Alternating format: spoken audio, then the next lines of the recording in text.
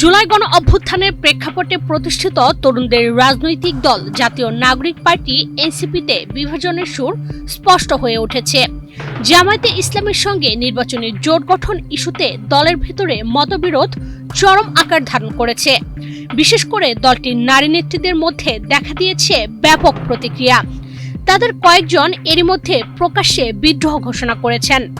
দল থেকে পদত্যাগ করে স্বতন্ত্র নির্বাচন করার ঘোষণা দিয়েছেন জুলাই আন্দোলনের আলোচিত সংগঠক তাসনিম জারা। সর্বশেষ আজ সকালে এক ফেসবুক পোস্টে এনসিপি থেকে পদত্যাগের ঘোষণা দিয়েছেন দলটির যুগ্ম আহ্বায়ক তাসনুভা জাবিন। জানা গেছে, জামায়াতের সঙ্গে এনসিপির নির্বাচনী জোট গঠন ঠেকাতে শক্ত অবস্থান নিয়েছেন দলটির নেত্রীরা।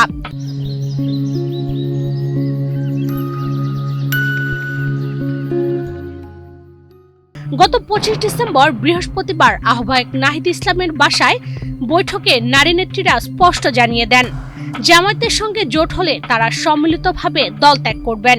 এরপর একের পর এক নেত্রী ফেসবুকে পোস্ট দিয়ে নিজেদের অবস্থান জানাচ্ছেন।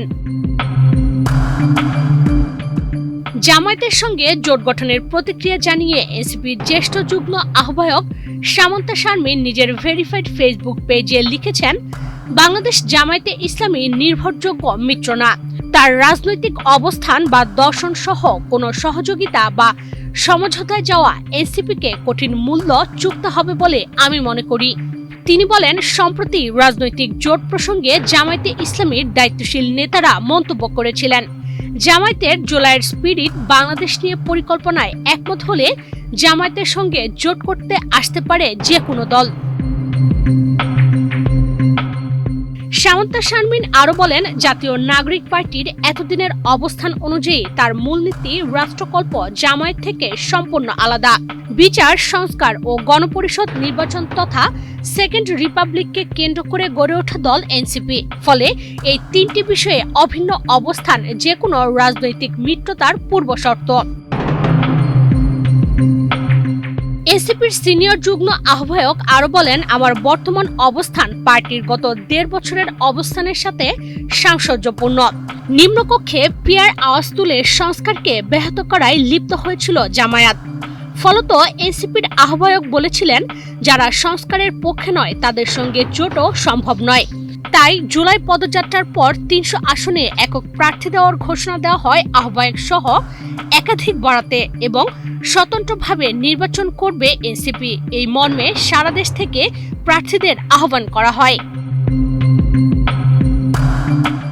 সবশেষ তিনি বলেন, জামায়াতের সঙ্গে জোট করার সমস্যাসমূহ তুলে ধরা মানেই বিএনপির পক্ষে অবস্থান বোঝায় না, বরং বিভিন্ন বিষয়ে এতদিন ধরে প্রকাশিত ও নানান মহলে প্রশংসিত এনসিপির অবস্থান আমি সঠিক মনে করি ও নিজেকে এই আদর্শের সৈনিক মনে করি।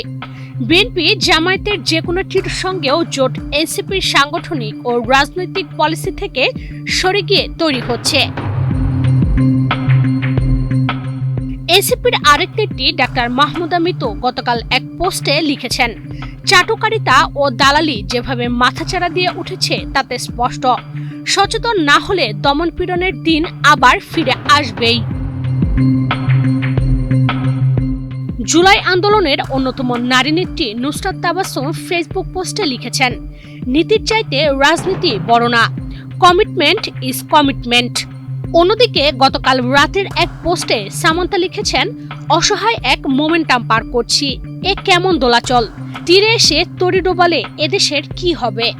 জামায়াতের সাথে এনসিপির জোট নিয়ে আপত্তি জানিয়েছেন এনসিপির জুনিয়র নেত্রী মুনিরা শারমিন। তিনি ফেসবুকে লিখেন, মাইনাসের গেম খেলো না বন্ধু, আমলনামা সুরক্ষিত আছে, সততার শক্তিকে চ্যালেঞ্জ করো না।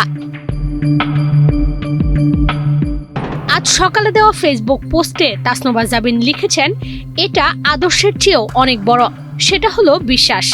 মাত্র কিছুদিন আগে সমারোহে সারা দেশ থেকে মনোনয়ন সংগ্রহের ডাক দিয়ে 125 জনকে মনোনয়ন দিয়ে 30 জনের জন্য সিট সমঝোতা করে বাকিদের নির্বাচন করতে দেওয়া হবে না, এই সিদ্ধান্তে সিলমোহর বসানো হয়েছে।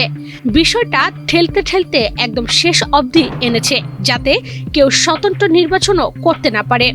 আগামীকাল মনোনয়ন জমা দেওয়ার শেষ তারিখ। আমার অবশ্য এই মুহূর্তে স্বতন্ত্র নির্বাচন করার ইচ্ছা নাই। পুরো আগোছালো করে চোখের পলকে ডিসওন করে দিয়েছে।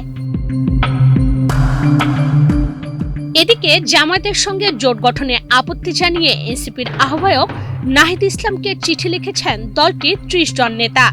এই তালিকায় নারী নেতৃত্বের মধ্যে আছেন যুগ্ম আহ্বায়ক অর্পিতা শ্যামাদেব, যুগ্ম মুখ্য সংগঠক সাদিয়া ফারজানা দিনা, যুগ্ম আহ্বায়ক নুসরাত তাবাসসুম এবং কেন্দ্রীয় সদস্য সৈয়দা নীলিমা দোলা।